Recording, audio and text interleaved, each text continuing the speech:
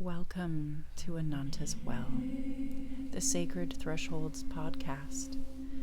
Together, let's explore all the liminal, in-between places we can know.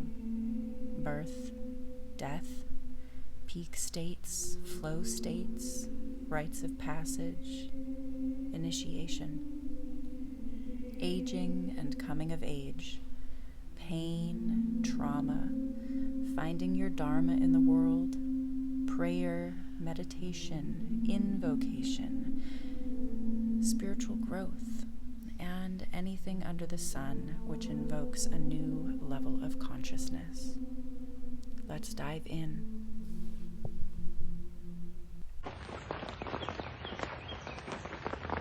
All right. Well, I thought I'd kick this off by sharing some stories about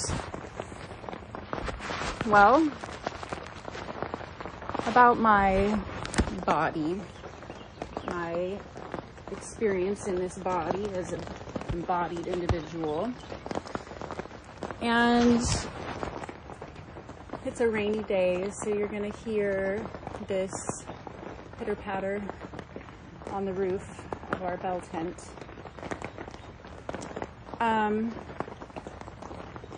But I think what I want to start with is just talking about my birth stories. And I have had 4 amazing births. All of them were at home. And they've all been so immensely different. So I'm going to take this journey with my body and with you, and really share from the heart what it's like being a mama and going through these different births. So I think I want to break it down kind of more or less into the 4 births as sections because they're each so unique, and then I'll tie it together a little bit. So my firstborn was 15 years ago in Hawaii, and I feel really fortunate to have been able to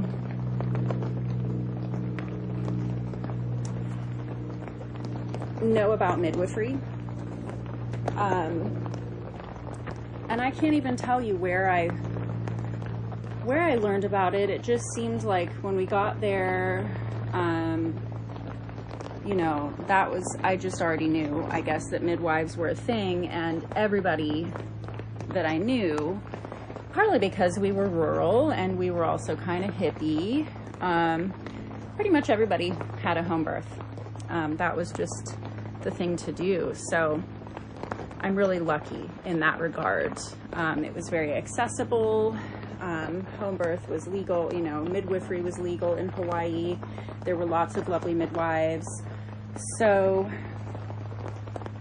what I didn't know, of course, was what I didn't know, which was a lot. And so I didn't really do a whole lot of interviewing midwives. I kind of just, made a decision based on feeling, which is a lot, kind of okay, I like this lady.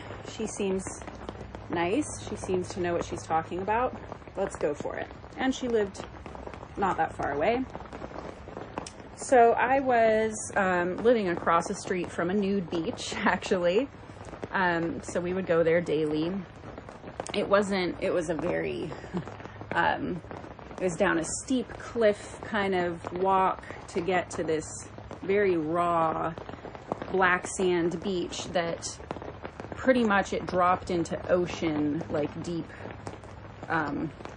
within, I'd say 30 feet or so of the of the beach, of the water line. So it wasn't like a lapping pool to swim in. It was kind of raw and wild. And so I didn't even get in towards the end of pregnancy. But we would also go swim at something called the Champagne Ponds, if you've ever been to the Big Island of Hawaii.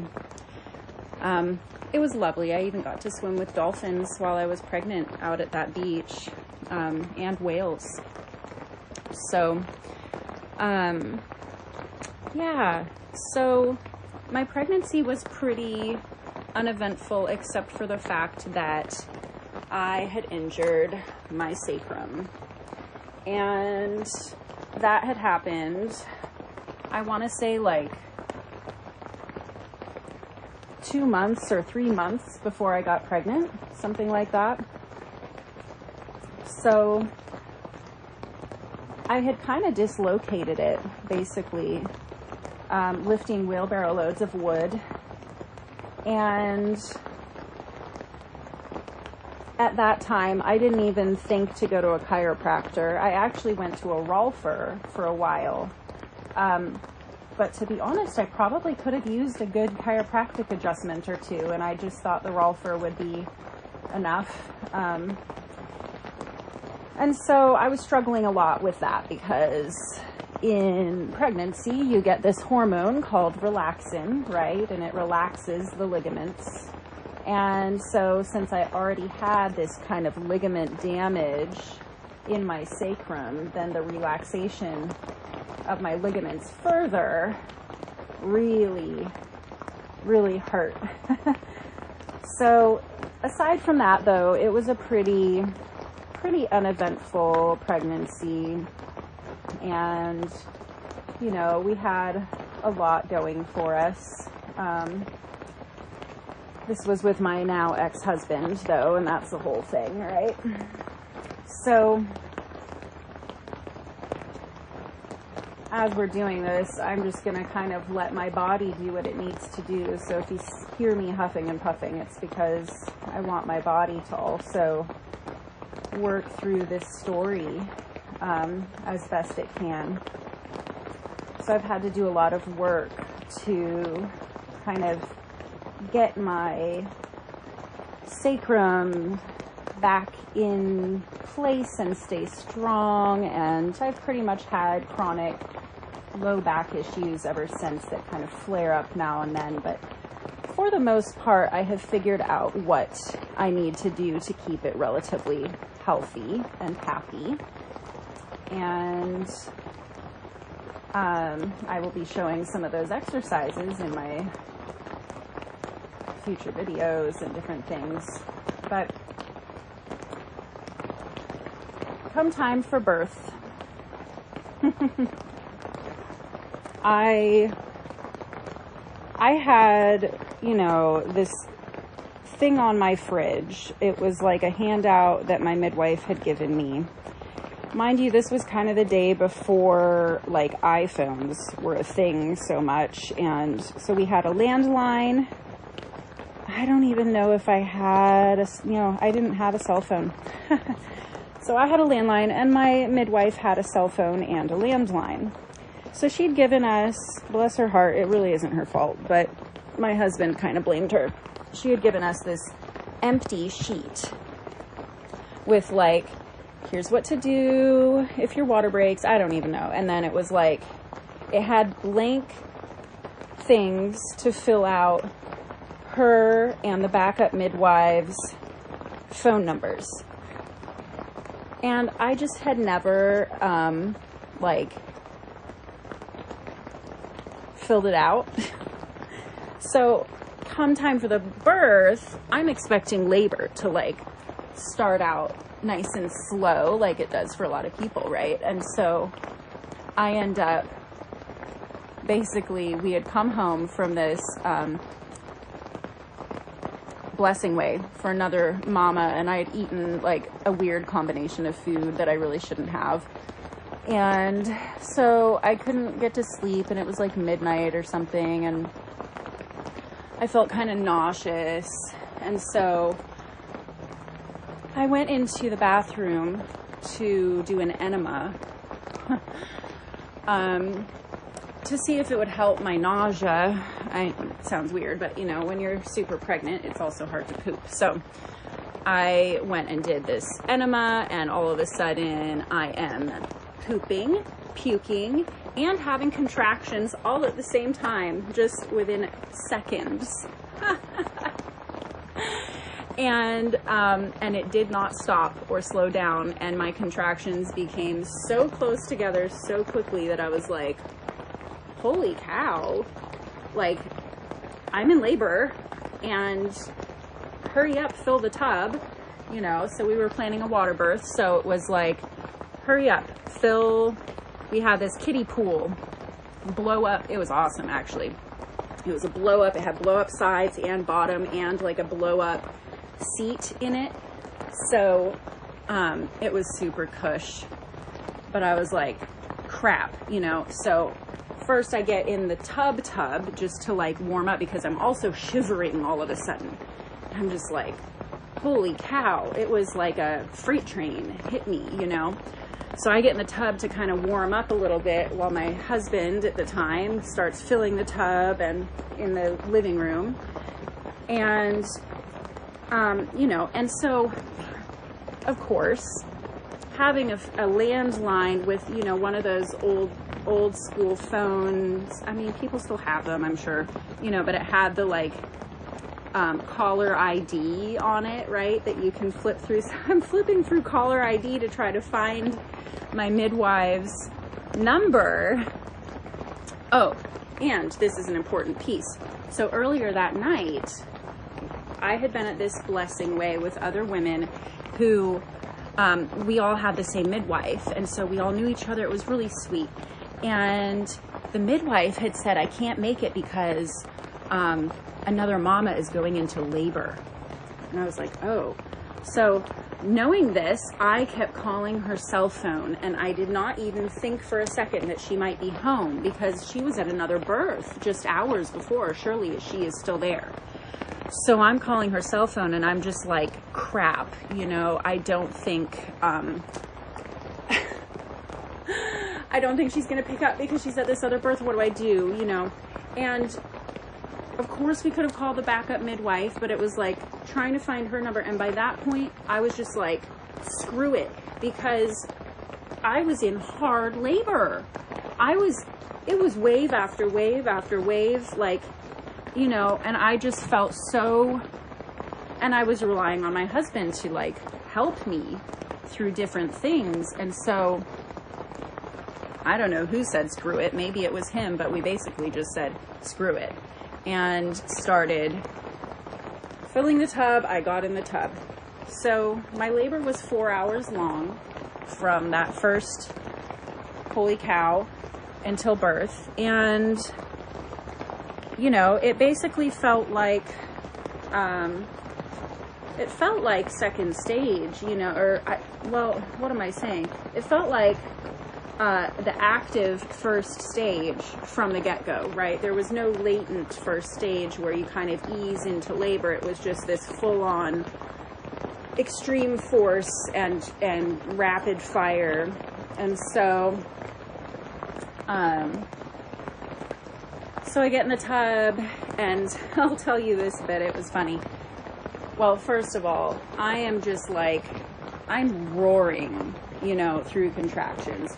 I'm mostly throat singing, you know, I like a tube and throat singer, so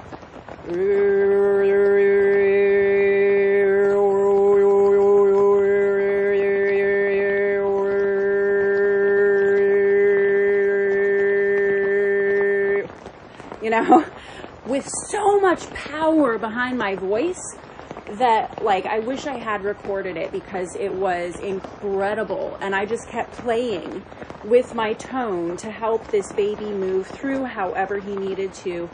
And just, it was like this dance of tone and breath. And, you know, as I talk about this, I feel the need to release my diaphragm, because even during pregnancy, my diaphragm had felt very tight. And the rolfer had been trying to release it. But when you have a giant belly, it's very hard to get in there and release a diaphragm anyway. Or a psoas, which is a huge piece for me. My psoas gets tight. And it's a little bit of a chicken or the egg kind of thing, because our psoas and diaphragm tightens up when we're in trauma response, when we're in fight or flight, right? Because literally the psoas muscle is this muscle from, you know, the inside of the pelvis basically, and it attaches to the femur as well, up to our spine and even connects to the diaphragm. And so it's this major, it pulls the leg up as if you're about to run, right? So the psoas has so much of our emotional content in it from periods of time where we were in fight or flight. And let me tell you, I have been through some trauma, as many of us have, you know, and I have been in and out of perpetual fight or flight motion, you know, energetic for a long time. And so my psoas is constantly needing reminders to release. So I do this, you know, self-massage stuff on my diaphragm and psoas when I'm feeling that. And I probably should every day again, because I've been needing it. So,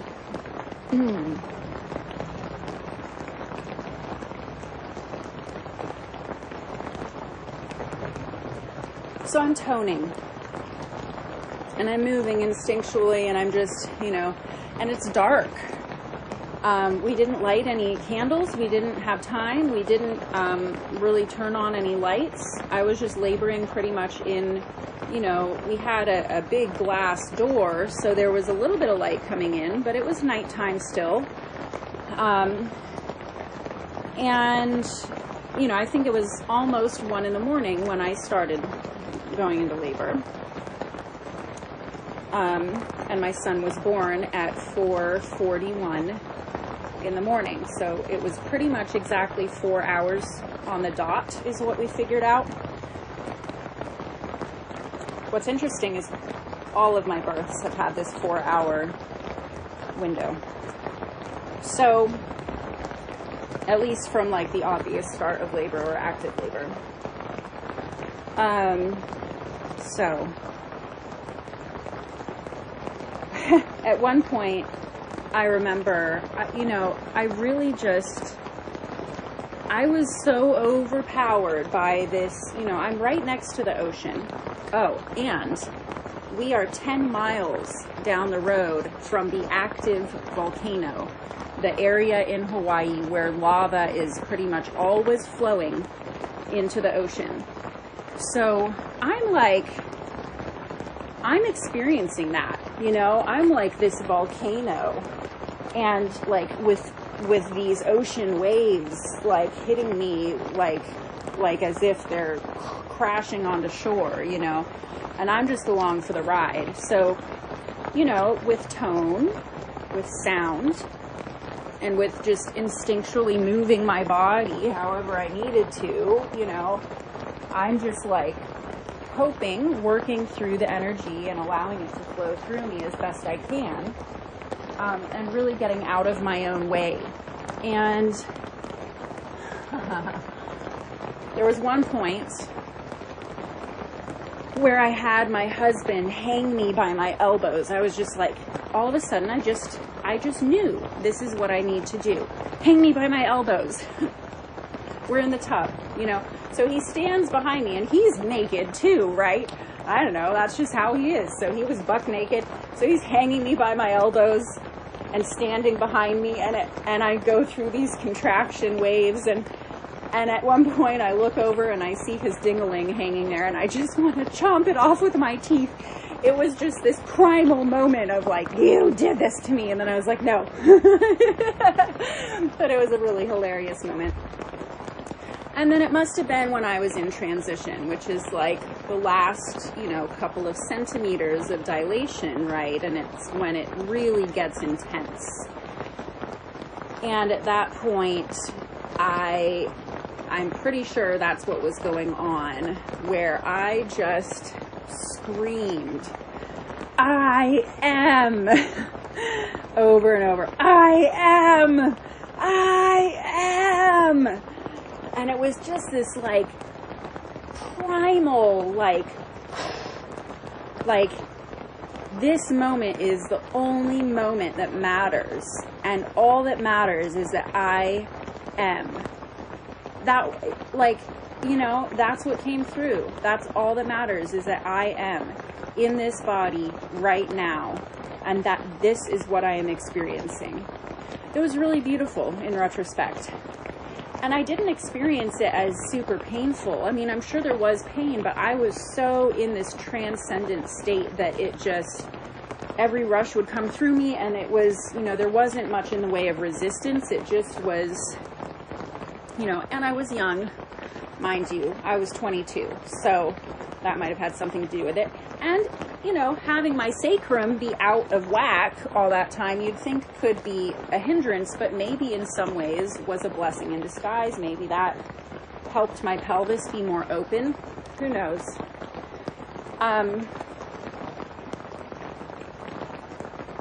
So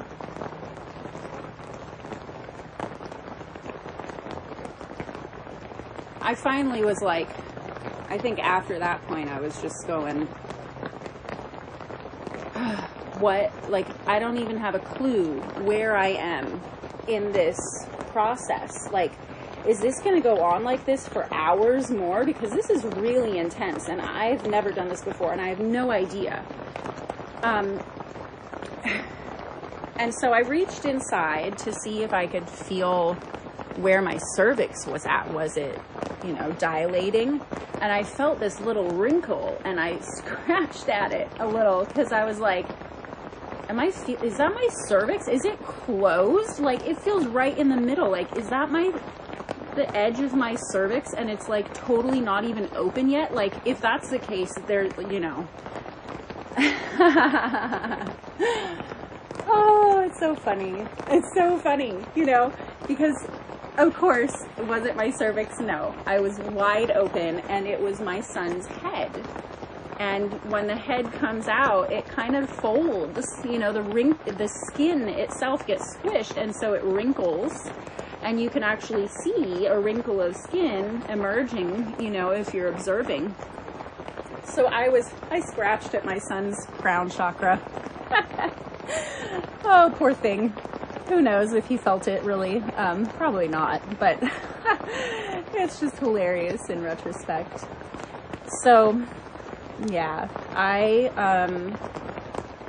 think at that point, you know, it was pretty, and I think that was right after my water had broken. So my water really didn't break until pretty much the end of labor, and I just felt this pop, and I didn't know what it was because I was in the water.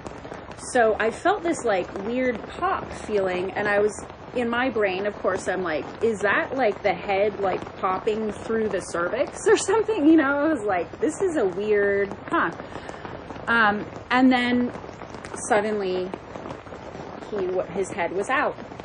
And I had been, of course, in such an intense state of arousal, of powering through this in this intense way. It was not a soft, gentle labor. There is nothing soft or gentle about my son either, or about me in some instances. So it's not surprising.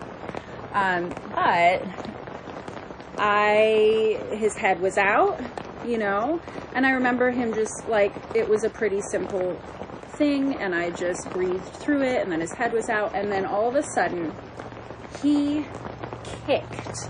I mean, like full body involved, kicked my diaphragm and liver, kicked his way out.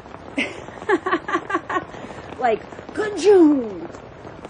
And out he comes. Which was, you know, incredibly intense. And then, of course, you know, my focus is so much on him that I don't really register the level of contraction I just went into, right? But he comes out, and, you know, still we hadn't even called the backup midwife because we were just so in it. And I'm like not really sure what to do, and there's just barely, you know, some light coming in now because now it's almost 5 a.m. so I can see him somewhat, but I can't really tell, like, you know, he definitely wasn't like purple or anything, you know, he was probably just fine. But I was like, get the bulb syringe, you know, I don't know what to do. And so my husband got the bulb syringe, and I was going to try to suction his mouth and nose, and instead I accidentally blew air into him because I was just like flustered and forgot that I'm supposed to like squeeze it first in order to suction. And he starts crying, and so I'm like, okay, great, whatever, that works, you know, but oops.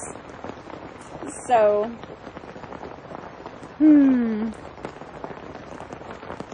So that is my son, you know, in a nutshell. He was born during a Taurus full moon, and he's a Scorpio with a Taurus moon. So he's very watery depths, and also, dare I say, stubborn as a mule.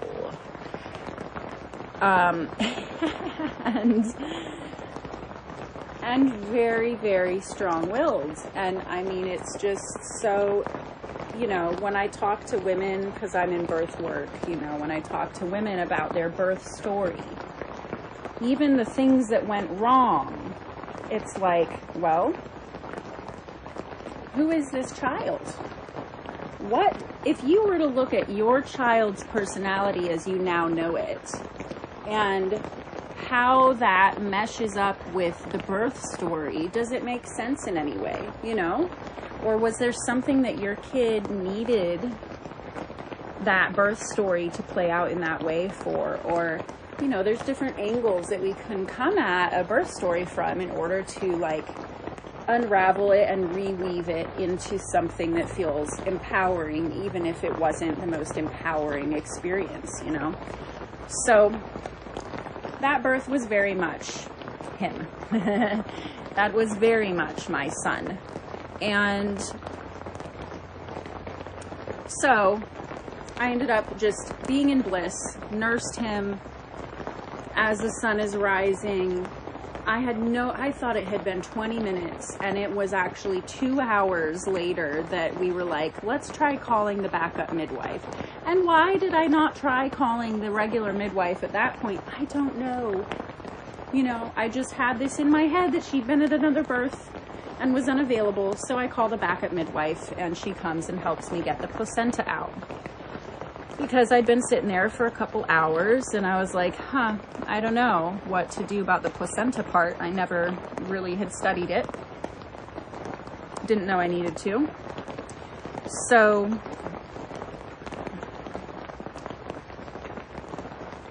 she comes, she helps me get it out. She helps me out of the tub. We go and tuck away in bed for a couple of days. The midwife does end up coming, and she's very apologetic, and, you know, and she ends up weighing the baby and all of this, and it was very sweet. And then she's checking on me a couple days later. And the night before, I think it was basically 3 days later, like on the third night with my baby, I had, well, first of all, gosh, during the day, I mean, I was in a truly psychedelic state of mind. I was tripping. There was like this sheet that we put on our window door, sliding door thing to keep it a little bit darker in there, and it was waving outside, and the light was playing on the edges, and I could see this like cat being that was morphing, and I was like, okay, like, I guess my child might, you know, he must have a cat spirit with him or something, you know, and it was trippy. But then that night,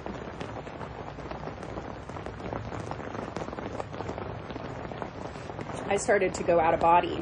I've had a lot of out of body experiences in my life, lots of astral travel, and I haven't done it in a long time to my knowing. Partly because I became afraid of bad things happening or something. That's a story for another time. But I started to go out of body that night. I could see myself floating out. I could feel myself floating out. I started to see all this psychedelia, and I was like, no. I'm like, if I go out now, I don't think I'm coming back. There was just this strong visceral response, like I had better get back to my body right now. This is not a safe time for me to be leaving. My hold on my body feels tenuous. So thankfully I willed myself back, and then, had a hard time sleeping, but managed to eventually sleep a little bit. And I had a dream that I was in a weird bed that I didn't recognize as a hospital bed, but it was like this bed that was halfway sitting up, and I'm sitting there and I have centipedes all over me. The centipede in Hawaii is like the scorpion, right? So we're in Scorpio. My son is a Scorpio. So I have this centipede dream, and I'm like, huh. And the next day, my midwife comes, and she's checking on me, and she feels my uterus to see how involuted it's become. And I'm like, ow. And she's like, it's tender? And she pushes on it again. I'm like, ow. Don't do that. That hurts, And she's like, that's too tender. So she's like, and I had a little bit of a fever at that point. She was like, you need to go in. I think you might have a uterine infection. I'm like, wow, seriously? So we get in the back of the car, and my husband drives me like 2.5 hours to the hospital that she had recommended that we go to that would be more friendly to us than our local one. She's like, you got time, I would recommend going there. So we get there, and I end up being in fever for several days. They give me IV antibiotics, and, thankfully I'm able to keep my baby near me, on me as much as possible. But it was, I'm in the hospital with a bunch of IVs in my arm, getting blood samples taken, getting poked and prodded. I'm like, oh my God, that dream was actually a hospital bed. I'm sitting up in this hospital. I was like, I had a dream about this. And the centipedes are all these IV picks and stuff going in, and all the needles taking samples. And so that was a trip. I'm just going to keep massaging my diaphragm and my psoas, because that's where a lot of this is held. And I don't blame my son. He's been a turd. He's a really hard kid to raise. He's on the spectrum. He's very stubborn. But I don't blame him for his birth or the fact that he kicked his way out of the womb.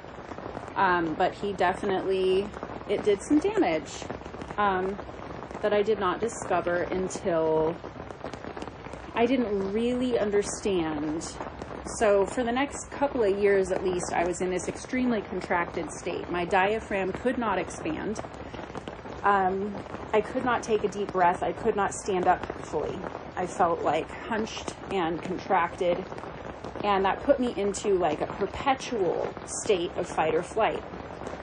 I had a very hard time with insomnia. He had a hard time sleeping. He was colicky, probably because of the antibiotics. It was rough. It was really rough.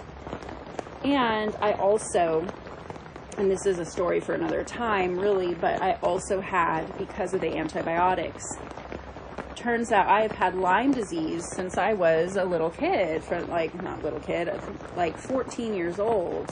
I remember getting a tick bite on my neck, on my occiput. And I think the antibiotics kicked it out of hiding.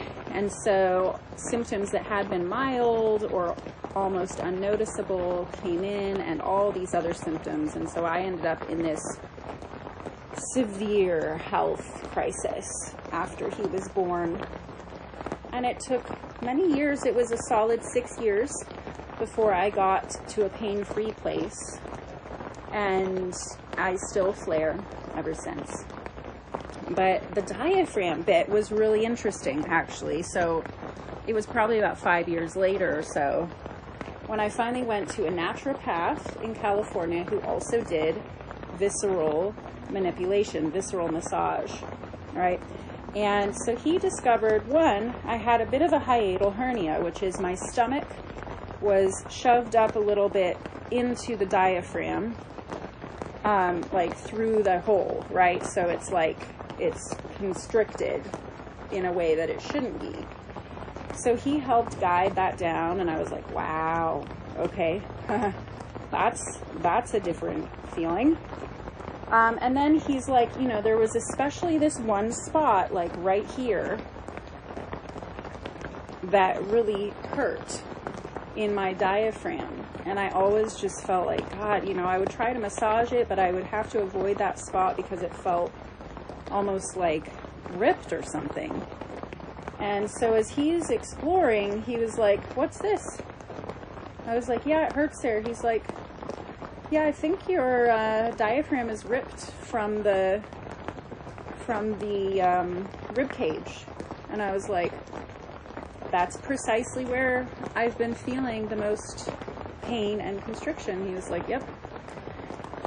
So not much you can do about the ripped part, but you know, he did some work on me, and I've been doing work on myself ever since. And so that has actually informed some of my learning and exploring of the concepts around belly massage, visceral manipulation, Mayan abdominal therapy, psoas release work, and all of that as a body worker.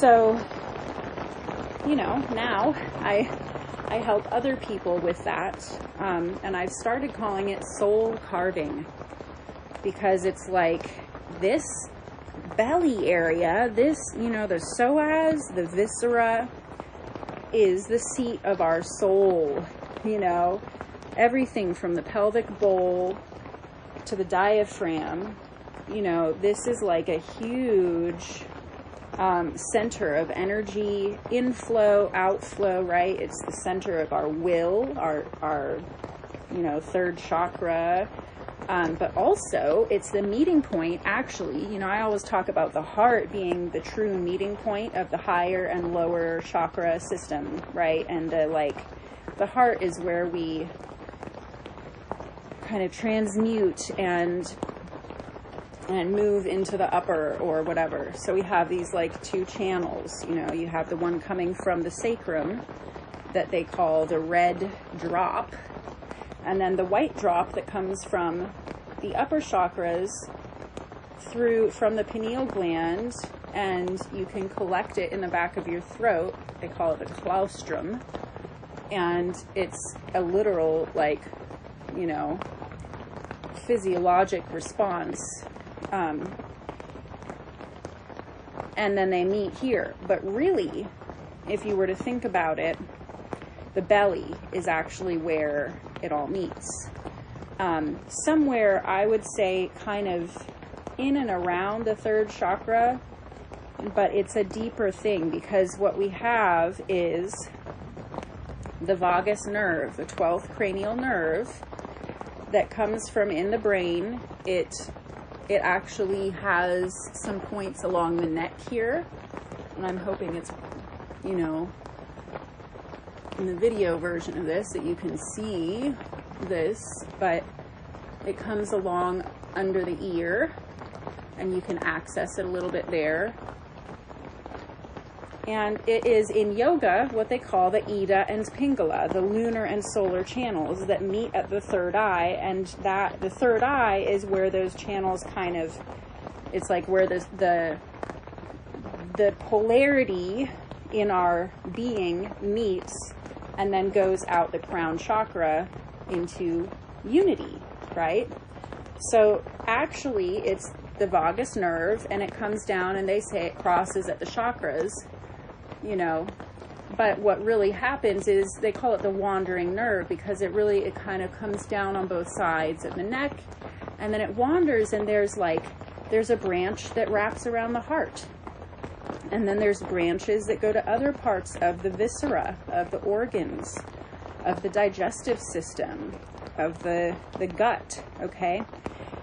And all of this, you know, this is the parasympathetic nervous system. It's the nerves of, you know, there's the central nervous system, right, which is your sushumna. It's your spinal cord, and the efferent nerves that come out of it, the spinal nerves and so on. Then there's the autonomic nervous system, which has the sympathetic and the parasympathetic branches. So sympathetic is fight or flight. It's activation. It's, you know, it works alongside the central nervous system to like propel you into motion. And then the parasympathetic is like rest and digest. It's, you know, it's that part of your nervous system that allows you to be in repose. So the vagus nerve, you know, really two nerves, if you think about it, that is the upper part of the parasympathetic nervous system. And then the lower part, which I also needed a lot of work on, right, with this sacral injury and everything that came from that, there is on the inside of the sacrum, you know, you've got this sacral curve, and then at the bottom of the sacrum you have the tailbone. So on the inside of that sacral curve, leading all the way down to the tailbone, you have these nerves and this nerve ganglion root called the ganglion of Impar that's under the tailbone. And this nerve plexus under the sacrum, it emerges on the outside through these holes in the sacrum so that you can actually access it externally. But on the inside, it is part of the parasympathetic nerve plexus that reaches into the lower part of the digestive system. It innervates some of the lower parts of our organs and digestive gut system. And so really that is the red drop that they talk about in yoga. So you've got the red drop and the white drop, and they meet in the gut. They don't ever entwine per se, but they definitely both innervate the gut. And so that is, you know, when we talk about the gut being the seat of our soul, and it all plays into the you know, the parasympathetic nerves and all of the branches then that go out from there, we're talking about our digestion and our breathing. So our diaphragm, our digestion, and the psoas plays into that as well, because it has a connection point to the diaphragm, and it gets activated very heavily by the sympathetic nervous system when we are in fight or flight, or when we are needing, you know, in any way to just activate. So releasing the psoas is like huge for anybody, making sure that it is, you know, you can have a psoas that is not short, that is long. You can do all the psoas release, like stretches that you want, and they're good, you know, because some of us have a genuinely short psoas muscle because, you know, let's face it, we all sit down way too much and we are not as active as we once were. So lengthening it with some stretches is great, but it can still be tight or you know, it can have adhesions. It can have like parts of the muscle that are in spasm and other parts that aren't. You know, we're talking about a very long muscle, and, you know, muscles don't always, it's not like the whole thing spasms, right? You can have a spasm in just like a few muscle fibers. So if you have that going on in your psoas, it can be long, but still in spasm and still holding on to kind of this emotional field from traumatic events. So, you know, when I say I'm carving out the soul, I mean, I'm literally carving out my own soul in front of you guys right now. I'm massaging my psoas, I'm releasing it, I'm releasing my diaphragm, I'm, you know, gently massaging my intestines and all of that.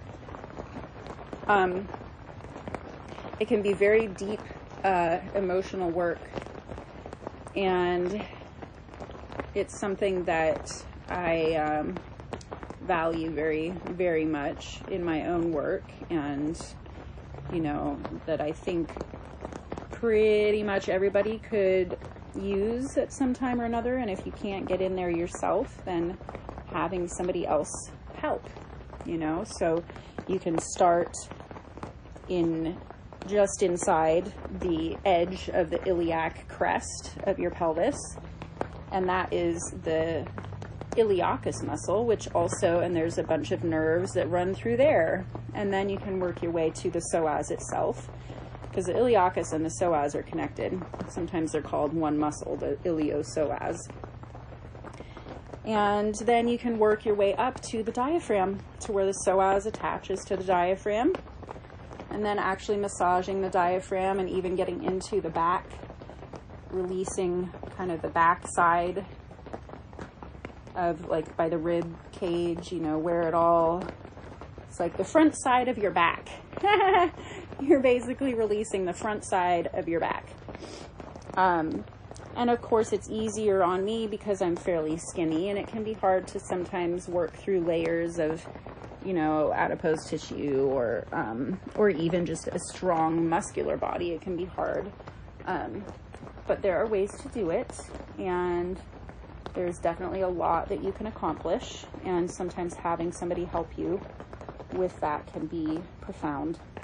So that was a little bit of a segue there, but that is, you know, the biggest lesson and journey for the last 15 years for me. I still am dealing with, and it's probably not all from the birth. I think there was already a trend there in my body towards this constriction. So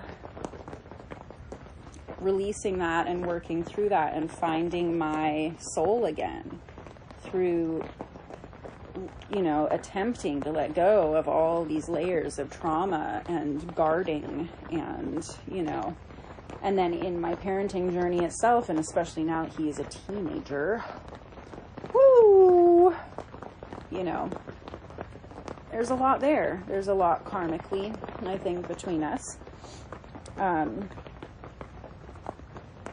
But doing, you know, taking the time for self-care in these ways is essential. And I can even, you know, because I am skinny and I have skill and I know what I'm doing, I can actually even reach in and get between, I can feel my spine through my belly from the side, you know, going under the guts. So I'm not piercing my guts and hurting myself. But next to the psoas, I can actually feel where the spine is, and I can get those nerves where they emerge between the vertebrae of my spine. So we're talking deep, deep release work. Deep, deep, deep release work. So what else do I want to say about that? That birth was the most primal birth that I've had. The most primal birth that I've witnessed. I have never witnessed anything like that, and I'm not sure, I think it's possible to witness something like that as a midwife, but you would have to be so deep with, and that's why, you know, in in my midwifery courses and in my, like, you know, talking with birth workers and talking with mamas, it's like the most important thing as a midwife is to be able to enter an altered state of consciousness with your client while simultaneously being alert enough, you know, to pay attention to any, you know, danger signs and so on and so forth. It's an art form, and I have yet to personally witness. I know that I have midwife friends who I presume practice in this way because it is what they teach. But I have yet to witness that in another midwife, you know, to see somebody who's really able to just drop deep with the mom. Because I believe wholeheartedly that the vast majority of women, you know, there's always going to be exceptions, but I would say the vast majority of women, if left to their own devices, if, you know, if nobody else is there and they have no other choice but to power through it, kind of like I did, will find their instinct, their intuition, their inner guidance, and be able to have this primal birth experience. Will it be perfectly pain-free? I can't guarantee that, because everybody's physiology is also different.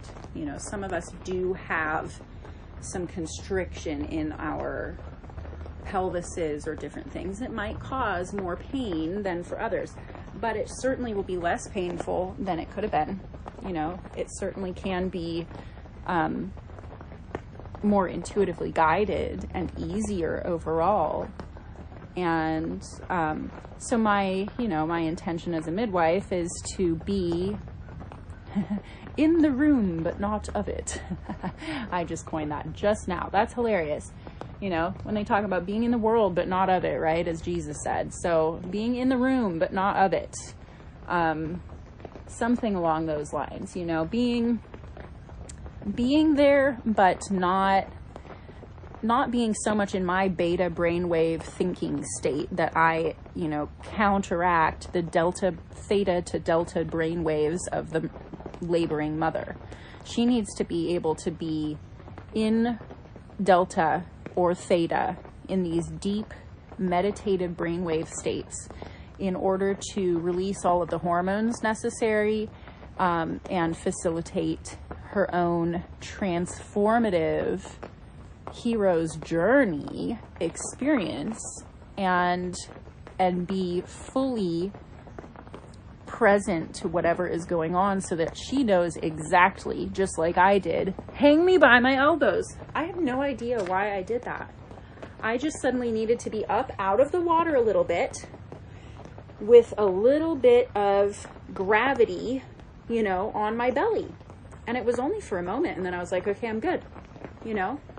But there was no conscious intent there, you know. I just knew, and I said do it, and we did it, and then I moved through it, and there was no processing in beta brain. I can process it now, but in that moment there was no thinking about what I was doing. There was only I am. That was it. I am. So that's the lesson of that. And I'm going to go talk to my teenager now and probably tell him all about this, and maybe let him, you know, listen, because it's like, isn't that our life lesson? He and I, you know, he's been my ride or die. He's been my longest relationship, and it's not always been easy, and sometimes it's been so sweet. And, you know, when he was a little kid, God, we would laugh our butts off and had so much fun. And he is a funny, hilarious, interesting, enigmatic brain.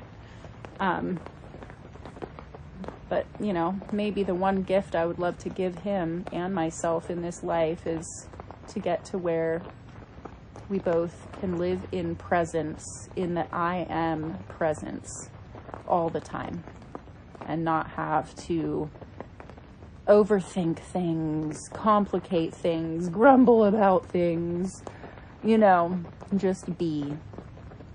Just to be.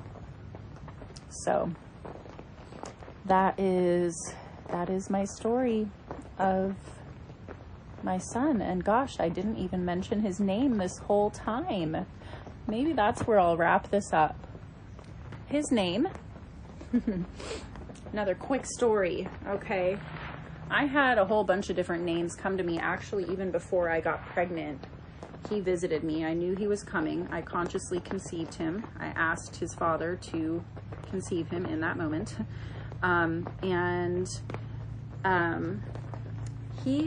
During my pregnancy and stuff, I would get these like visions where I would see a name written in light, in blue light.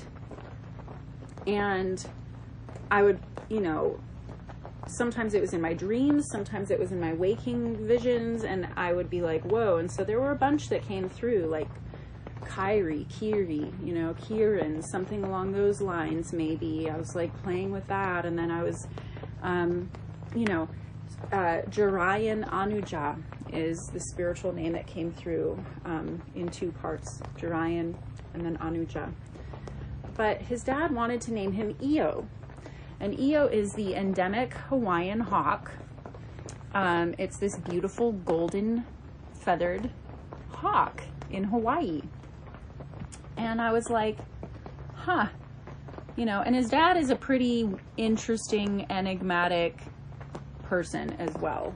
I'll put it that way. He's a turd too. I divorced him obviously for a reason, but I can still acknowledge that he is very brilliant in his own way, but he can be so bass-ackwards, and it's partly, I think, both of them, they both have Mercury retrograde in their chart. And you can really, it's like, it's not that they're wrong, they just go about things from like this whole other angle that the rest of us are like, huh? So anyway, all that to say, you know, his dad was like Io, and I'm like, that is a very interesting name. I was like, I'll think about it, you know. So then one day I go to lay down after shucking a bunch of corn, and I had found a pregnant corn for the first time in my life. I had, you know, found a baby corn inside a mama corn, and I was like, well, that's amazing. And then I go to lay down and get off my feet, and immediately I feel, no, which order did it go in? I heard a hawk scream, and I looked up, and it was a hawk right outside this little window flying. And I was like, whoa. And then I felt him kick for the first time ever. And I was like, okay, I'm sold. Your name's Io. You win. All those other names are going to be his spiritual names, but yep, I guess Io it is. And so then I added Mele, which in Hawaiian means song. So Io Mele. So I'm going to sing you his song really quick. I guess maybe I'll do that for all of these. Wait, should I? I don't know. Well, I might as well. Why not? I'll share. His is short and sweet, but I think in a way that's the medicine he needs. Short and sweet, because he is actually a very loquacious